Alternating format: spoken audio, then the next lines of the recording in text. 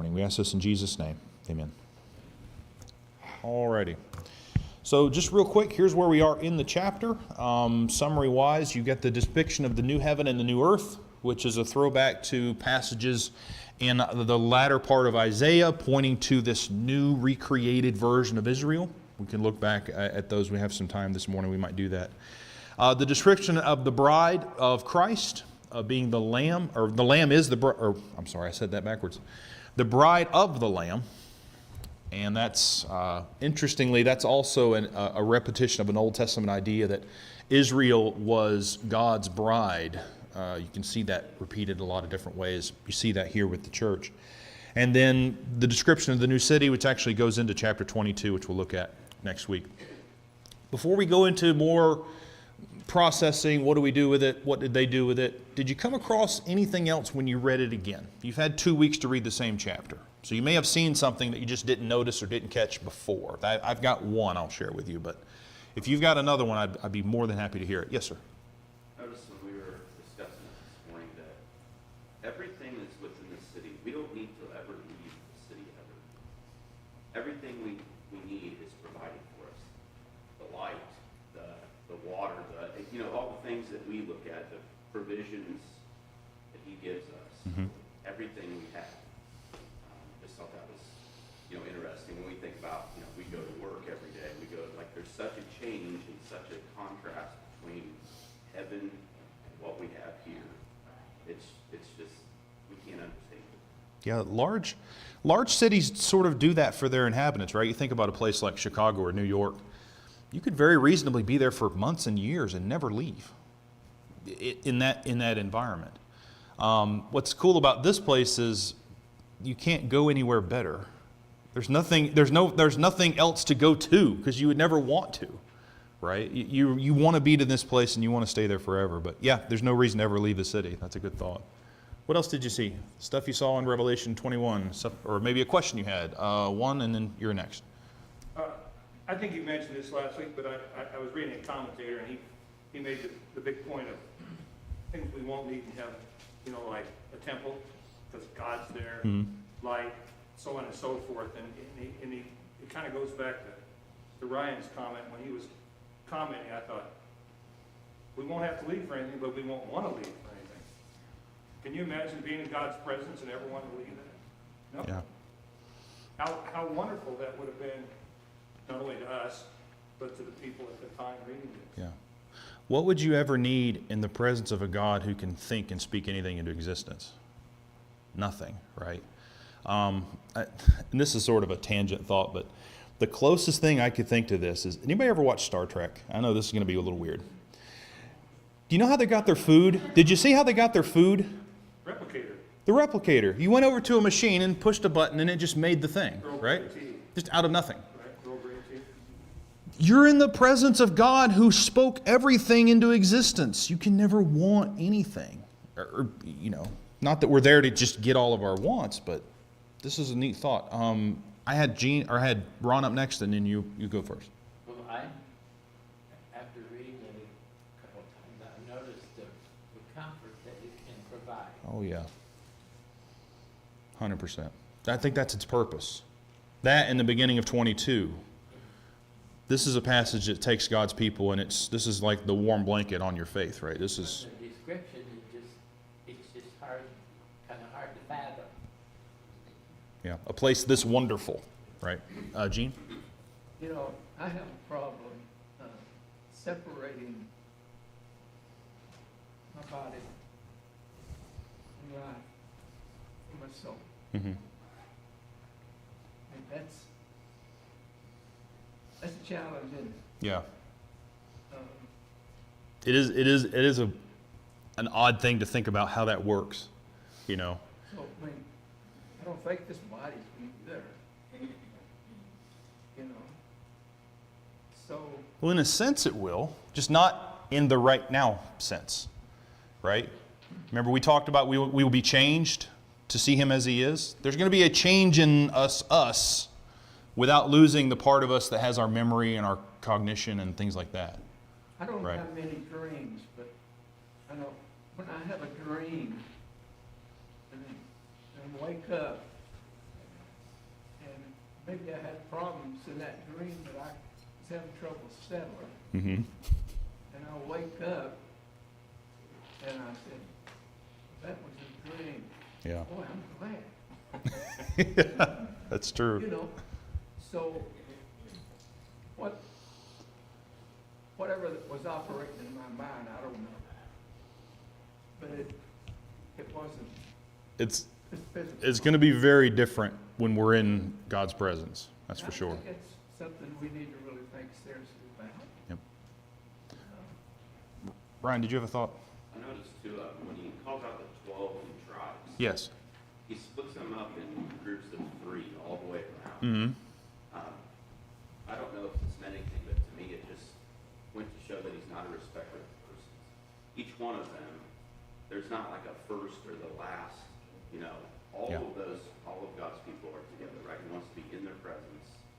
There's, you know, they were divided, in my mind, they were divided equally on each Yeah. side of, I thought it was interesting too, he went from east, north, south, and west. Yeah, the order is odd. It is odd. I don't think I didn't take it as it meaning anything specific, but Yeah. he split them up equally, just like, you know, we're all equal, I think. Yeah, and the only thought on the east, north, south, west, so the temple faced east. That's where the front door, you might say the front door faced. And so it kind of starts from that side of things. In Ezekiel, remember when the priests are worshiping it, the priests are facing away from the temple. They're facing the sun, they're facing east, right? So there may be some connection there. And in terms of what to do with it, you know, is it just the fact that there's 4 sides on the city and it divides by 4, you know? Or is there a respecter of persons point? Maybe, Is there I don't know. direction in heaven, but there's no moon, there's no sun. Right, It's kind of odd. right. You know, I don't mean to get too deep. No, and it's if nothing else, it makes the point that this is unusual in the most extreme sense. All right, one more before we do the same thing we did last week and just talk the whole time about the chapter. Here's the only other thing I thought was neat. Not the only thing, but another thing. This was a point I read and I thought it valuable.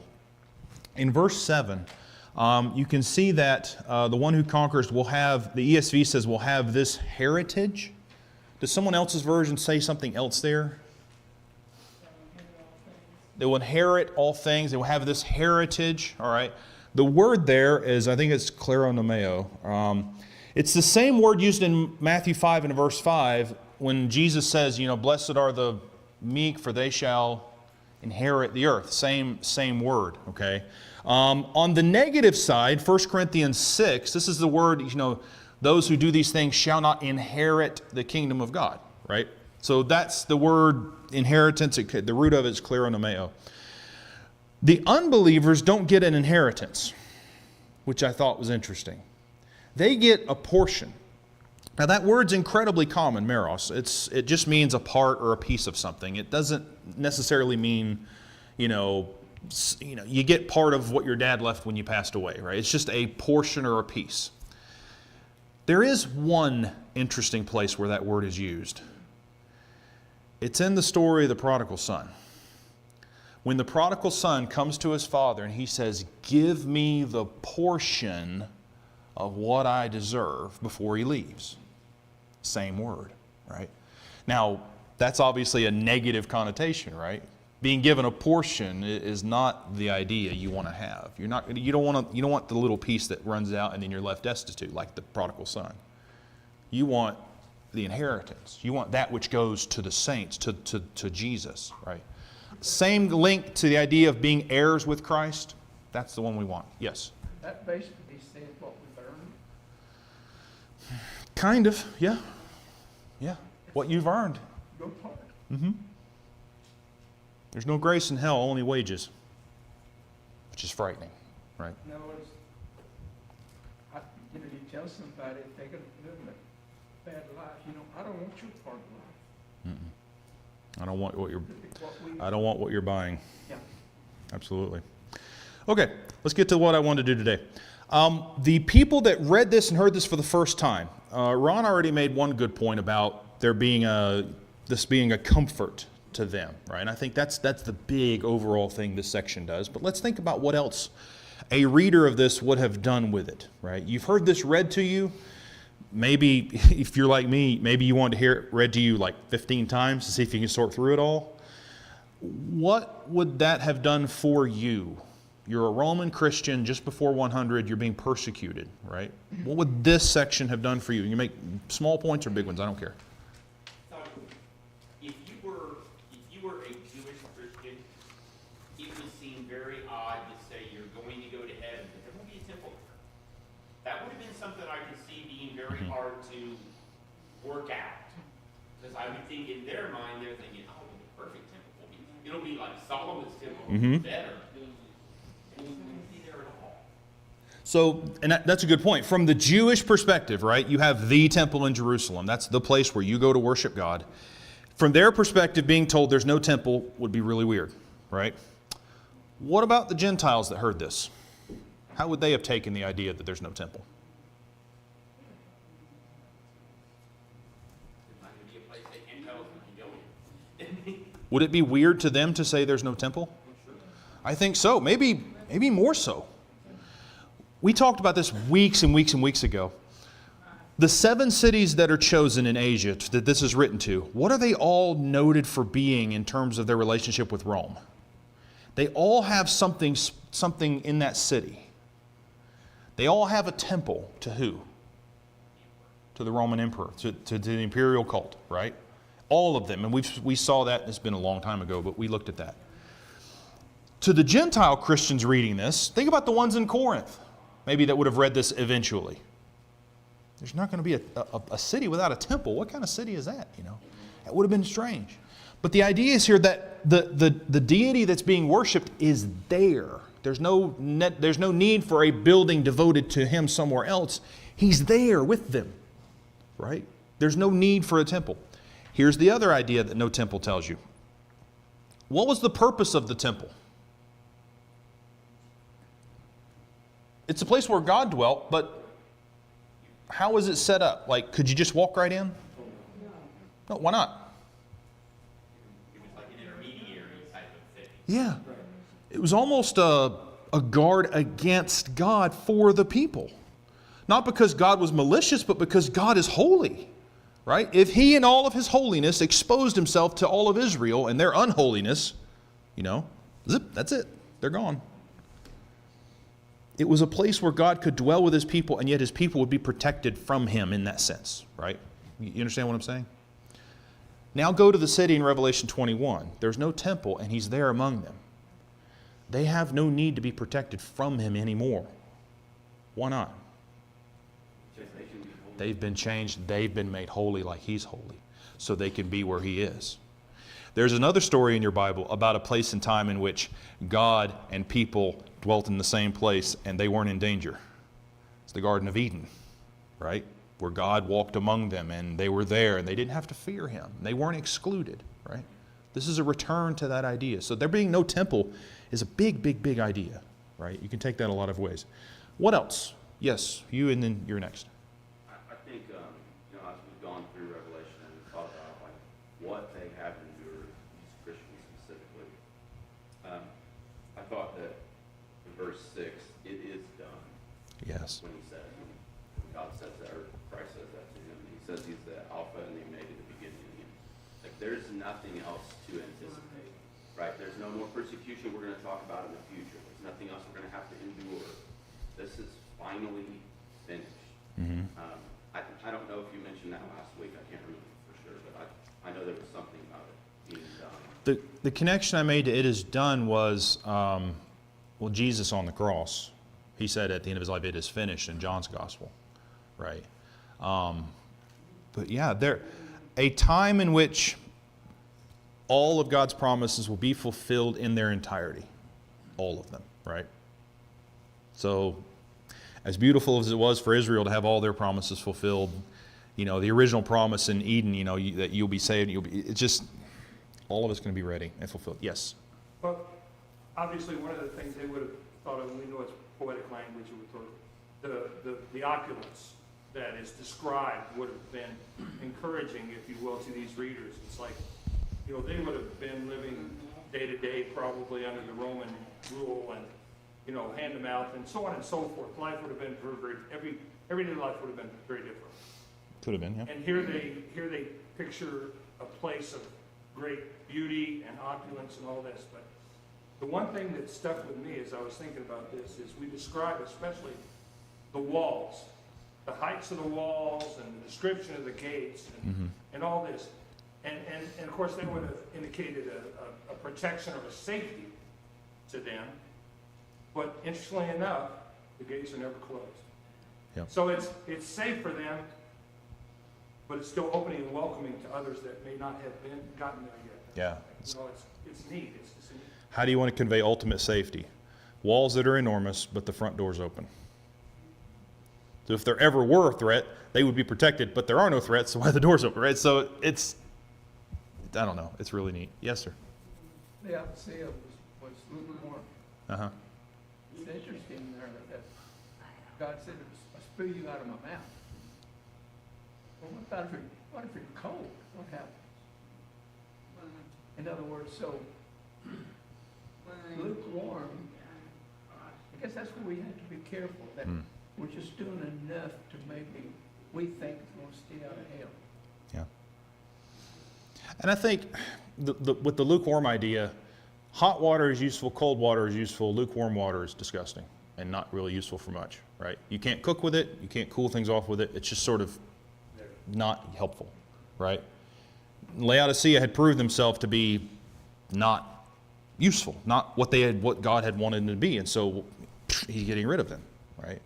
It's hard when you think like, okay, well, who's cold and who's lukewarm, who's hot? You know, the people in the middle get spit out too. But I think that idea of usefulness helps with the temperature of the water back in Laodicea. So we'll have to come back next week and do Revelation 3 and 4 and 5. You know, just keep going. All right, one more, and then, or maybe two more. Well, I just had a question. In verse 17, it talks about the measurements of the wall, Mhm. but it says he used human measurements, or used man's measurements. Right. Is that just simply to, show, like, try to help us understand that God was putting it in perspective, trying to put it in I think so. for us? I think it's just a hint, meaning this isn't some, I don't know, divine measurement that we can't understand. You know, this, if you were to measure this, it would be by a human measurement. But even the measurements are symbolic themselves. What did you notice about the numbers for the measurements, the 12 and the 144? What's symbolic about that? 144 is 12 times 12, right? So the number 12 carries with it what? Perfection, and it's also the key identifier of God's people. When you see 12 being thrown around, you're talking about God's chosen people. 12 tribes of Israel, 12 sons of Jacob, which aren't the same, but still 12 in both of those, right? And then you go 12 disciples, and you go on, right? The walls are 12,000 stadia, right? Or however that works out for the measurements. Symbolic, 12 gates, 12 pearls, all that stuff goes together. Did I miss one? Something I just thought of, in verse 7 it says the one who conquers. These people would not have thought of themselves as conquerors. They didn't, conqueror means you win, and they weren't winning. Not in human terms. Yeah. And their battle isn't over yet. So it's true to say that none of the Christians had conquered. Well, there is a group, but they're no longer with us, right? They've conquered if they've remained faithful. You remember that phrase, the one who conquers? We heard that a lot in chapters 2 and 3, right? 2 and verse 7, Ephesus is told, to the one who conquers I will grant this. Smyrna in 2 and verse 11, to the one who conquers will not be hurt by the second death. The next in verse 17, to the one who conquers, all 7 cities are told this, right? To the one who conquers, this is the good thing that will happen. And you see it again at the end of the book. To the one who conquers, what's going to happen? He will have this heritage, I will be his God, and he will be my son. All right. I will be his God, and he will be my son. Who in Revelation has the relationship of son of God? There's one, right? It's Jesus. We ever heard elsewhere in the Bible about becoming sons of God, children of God? Yeah, it's all over the New Testament, right? Romans talks about it. Galatians talks about it. We're going to have that relationship. Co-heirs with Christ, we're told in one place, right? Heirs because we are brothers with him. All right, a couple other things. If you're a Roman or if you're a Christian reading this, How's lying going to work into your life? Where's the place in your life where lying is okay after reading the chapter or hearing it read to you? Because in verse 8, you're exactly right. In verse 8, you know, the usual suspects are sort of there, right? It's obvious to expect, okay, in this city where God is literally the temple, where He is with them, obviously idolatry's out. Okay? That we know that. Sorcery? No thank you, right? Sexual immorality? Of course not, right? Murderers? That's the first sin we have recorded after the garden. Of course they're not going to be there. Cowardly? You can see that, right? It's a book about fighting and conflict and warfare and being strong on God's side. And obviously those who aren't going to stick with, or they're not going to have part of the reward.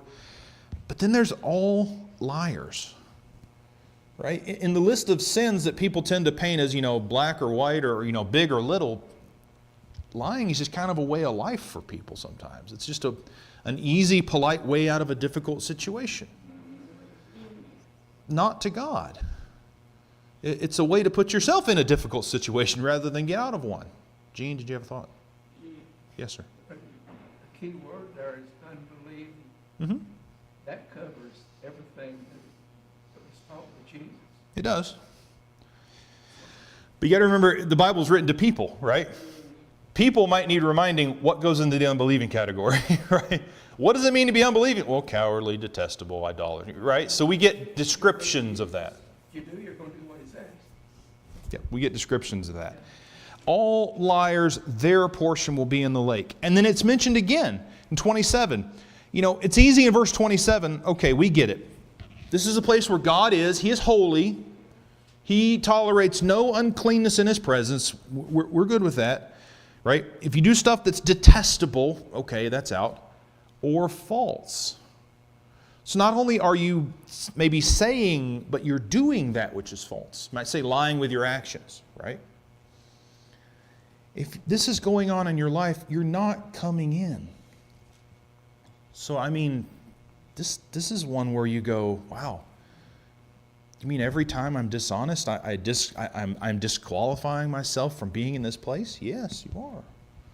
Even when it's difficult, right? There's, you know, what's the classic question? You know, the wife puts on the dress and she says, does this make my butt look big? That's not an innocent question.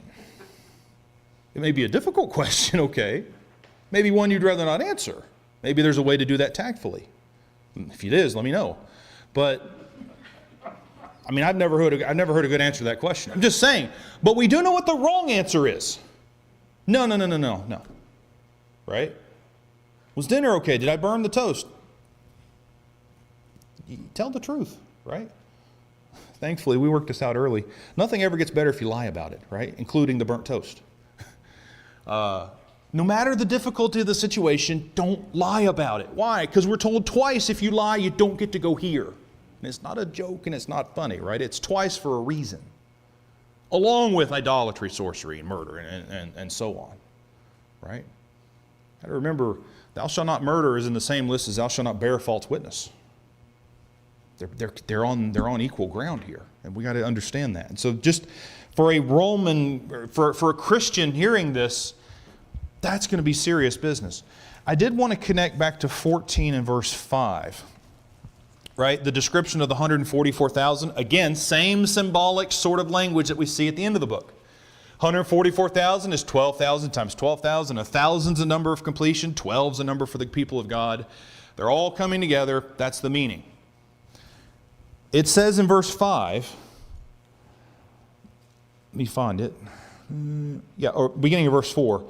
It is these who have not defiled themselves with women, for they are virgins. It's these who follow the Lamb wherever He goes. These have been redeemed from mankind as firstfruits for God and the Lamb. And in their mouth no lie was found, for they are blameless. Now you can be blameless and stay away from pretty much any sin, right? You might say they were blameless because they didn't worship idols, or they were blameless because they were not sexually immoral. You could have put anything there, right? But the Holy Spirit told John to say, in their mouth no lie was found, for they are blameless. I think it shows you how pure and how holy they were. Right? We know the danger of the tongue. We know the passage in James. We know the writings of Proverbs. We get it. But at the end of the Bible, twice you see here reference, keep the lies out of your mouth, right? It's not worth it, right? So anyway, that's one big application.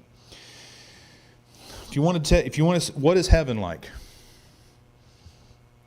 I don't know. It's a place where God is, and that's enough, right? Heaven without God isn't heaven. Right? That's what defines it. It's the place where He is. However that works, and however we get changed to be able to be there. Right? That's the goal of heaven. The goal of heaven is not, I get to go play golf 3 times a day. That's the definition of the other direction. Okay? I'm just going to put that out there. Golf is evil. Just saying. It is. But heaven is not, I'm riding on a cloud playing my harp. Heaven's not, I get 24-hour access to all the foods from the Food Network. It's, I'm going to where God is. That's it. That's all it has to be. And it's worth dying for, if that's the case. Right? Leave out the harps and the golf and the gardening and all the rest. The reason I say that is we cheapen heaven when we tie to it stuff we enjoy here. Right? We lessen it when we tie on the things we'd rather do here and we get to do them up there for all eternity.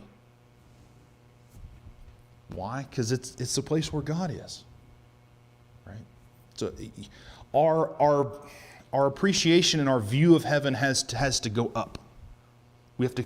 It's like I heard someone always say, no matter who you talk to, their view of God is not high enough. No matter what they think. The place where God is follows that same pattern. Right? It has to be higher than even what we started with today. Did you have a thought? Well, you said it. It's like we dwell with God forever. Forever. And we don't think about that a lot of times, but forever. Conversely, if we don't dwell with God, we suffer. Forever. Forever. Jesus made the point, I believe it's in John, I can't remember the passage, but, those that are raised to the, some go to everlasting life and some go to everlasting torment. And everlasting is the adjective on both. It lasts forever, right? Because it's a place where God is, and God has always been and will always be. And also, if you're outside of that, that's where you'll be also there forever. And this is kind of a parallel to the last thought. The reality of heaven exceeds the ability of your language to describe it. And the reason for that is easy. That's the way God works too. He's outside of our ability to describe, not adequately, but to its fullness. Right? We haven't the resources to fully describe who God is. We get descriptions. We get what God has revealed to us about Himself. And that helps us understand the type of person and type of being that He is. Right? But just as our view of heaven has to go up, our view of God has to go up. Right? Yes? I heard a description of heaven once. I was reading a devotional or something, and the guy said, think of a place that you've been that it takes your breath away. Just here on earth, things that we see here. And he said, the easiest description of heaven is one word, and it's better.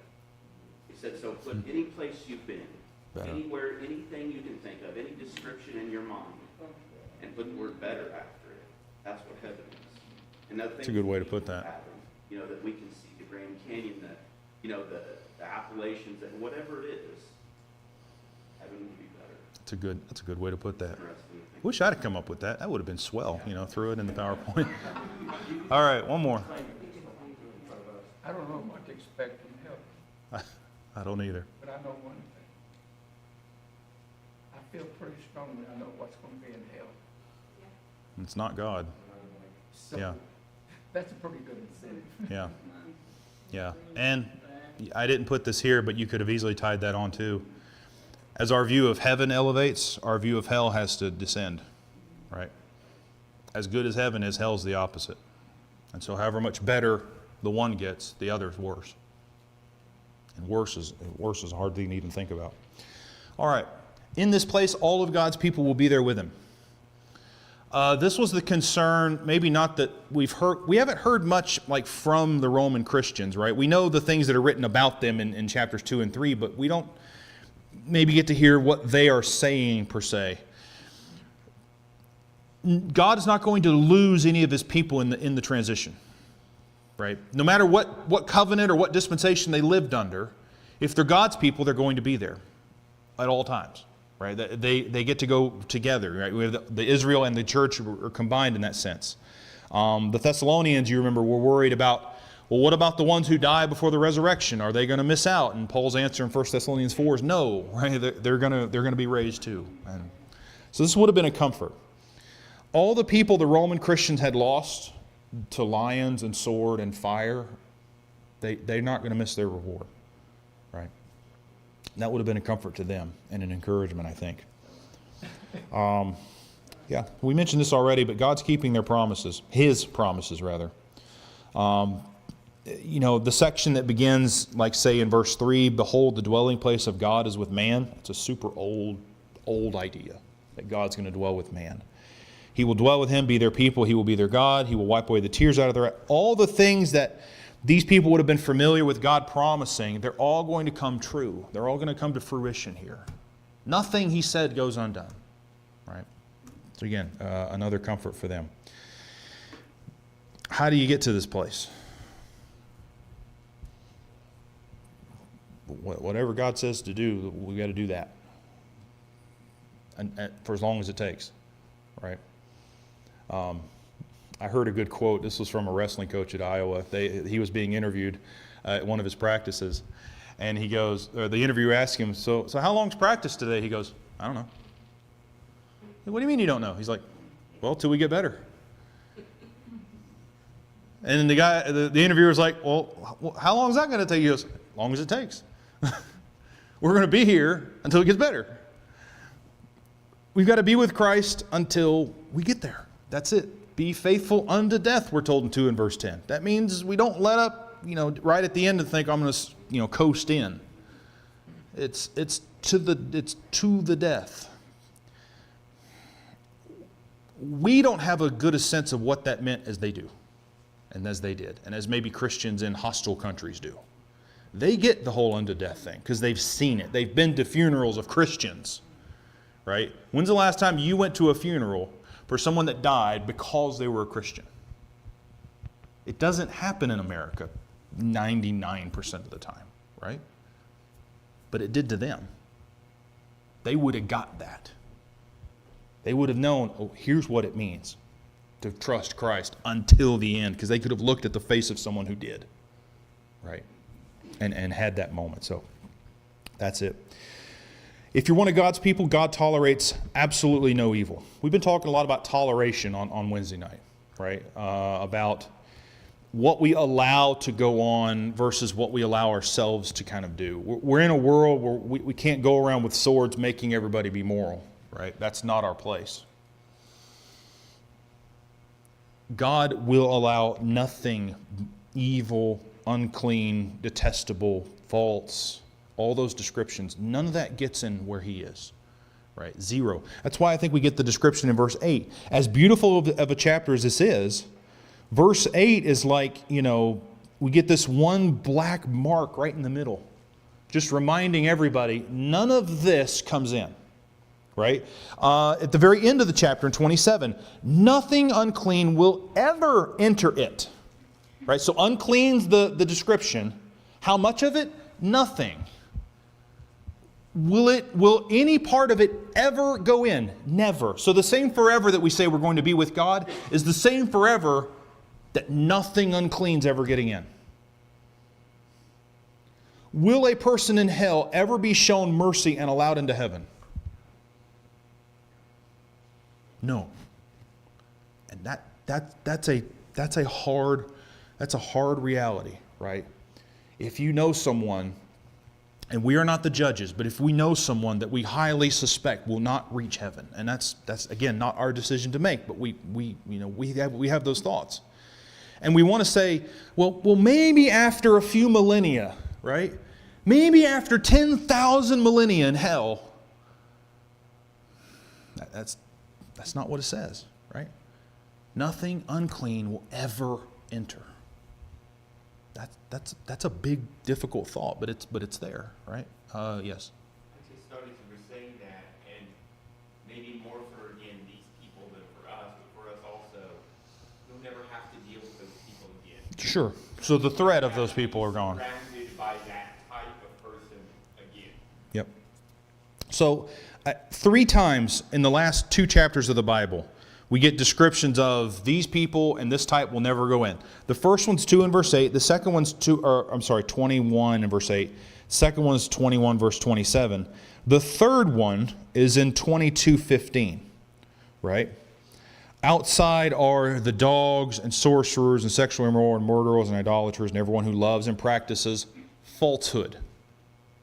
3 times at the end of the Bible, it shows you, here's the stuff not getting into heaven. All 3 times, lying is mentioned. Which I find interesting, right? Obviously, I've dealt with that a lot today. We'll deal with that more next week. Outside, right? 2 descriptions of hell. One might be worse and the other one is outside. You are not within. You are not with God. Once eternity starts, this is a point I just made, there's no going back.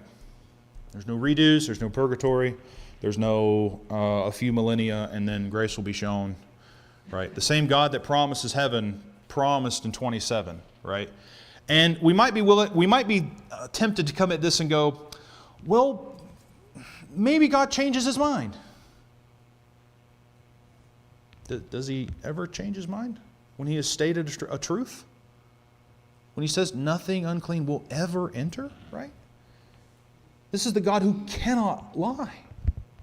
There's no changing of the mind here. The same everlasting eternal is for both sides. If heaven's eternal, so is its alternative, right? Because they rise or they fall together. All right, application-wise. When we read passages elsewhere in the New Testament that talk about speaking the truth, speak truth each one of you with his neighbor, Ephesians 4, these are the stakes involved. It's easy to read over those and go, okay, well, he's just being, not metaphorical, but he's just trying to give us a sense of here's what a good person looks like. A good person, doesn't steal, they work for their food, they generally stay away from lies. It's not generally stay away from lies. They consistently stay away from lies. Right? This new person in Christ is being built and being shaped to be in a new place, heaven. And all the stuff that's not going to be in heaven can't be in the life of a Christian now. And we're fighting against that. And we fail sometimes. We ask for forgiveness, right? But we are shaping our lives to be as the place where God is taking us, right? So we better cut off all the baggage we can now in terms of spiritual stuff. Heaven's the place where God's people dwell with him. That's the description Jesus gave of heaven, right? Without saying the word heaven, he mentions in John 14 that where I am, there you may be also. Or you may be also, it just says here. He's going to prepare the place for God's people, right? Can I make a quick point? And I love this. Sorry, I'm going to go on a bit of a tangent. Can you look at John 14 for me real quick? I love this point.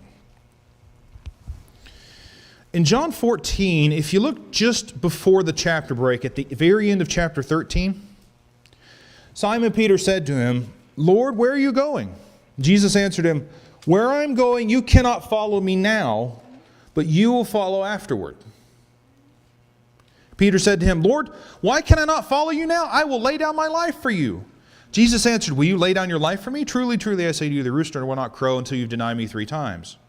Let not your hearts be troubled. Believe in God. Believe also in me. In my Father's house there are many mansions. If it were not so, would I have told you that I go to prepare a place for you? And if I go to prepare a place for you, I will come again and will take you to myself, that where I am you may be also. Now, why does Jesus tell Peter just before that, I'm going to this place, you can't come yet, but I'm going to prepare it, and then afterwards you can come? Right? What's the deal? We're talking about heaven in this chapter in Revelation 21. Where was Jesus going after he died? After he finished his earthly ministry? Heaven. He tells Peter, you can't go yet, but you can afterwards. What changed? What happened? The judgment has to occur first, yeah. You still have things to do. Such as? What made it grow? I mean, for one Jesus had to die and be resurrected. He had to die. When Jesus tells Peter, where I'm going, you can't go yet, there's a reason. The price hadn't been paid. We don't usually tie that idea to what he told Peter here. And I don't think Peter understood it at the time. You can't go now. He says, Lord, why can I not follow you now? Will you lay down, I will lay down my life for you.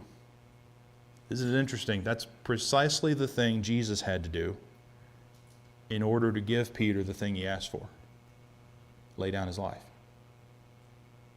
And then he comes back and he says, I'm going, and if I go and prepare a place for you, I will come again and take you to myself. After Jesus dies, the price has been paid. The means by which men and women can be forgiven ultimately of their sins has been offered. Then God's people from before the cross and those who would come to him afterwards, then they would be able to come into the presence of God because the price is paid. The sins are finally once and for all purged. It just tying that just to something Jesus said here, I think is a good thing to do. Yeah. Ironically, the example you used further points out the lie. Peter's going to lie. Christ says, you will lie. And we know, of course, he needs to be. I will lay down my life for you. Yeah, he says, I will lay down my life for you. Well, he says, Christ tells him, you're going to deny me.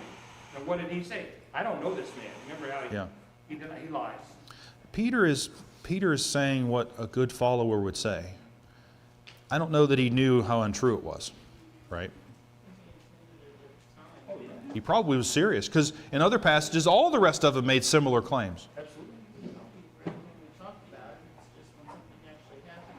Yeah. Yeah. Why did we need Jesus? Because people like Peter says, I'll be faithful, and then they failed. Jesus says, I'll be faithful, and he succeeded, right? All right. Yeah, we did with the promises. Hey, we did a little better today. All right, we didn't get to the questions. That's okay. Next week, chapter 21. No, we're going to go to 22 next week and talk about that. Thank you for your comments, for looking through the chapter again. Spend a good amount of time in 22. We're going to get sort of the conclusion of the vision and then maybe some nuts and bolts stuff at the end. But all right, thank you guys.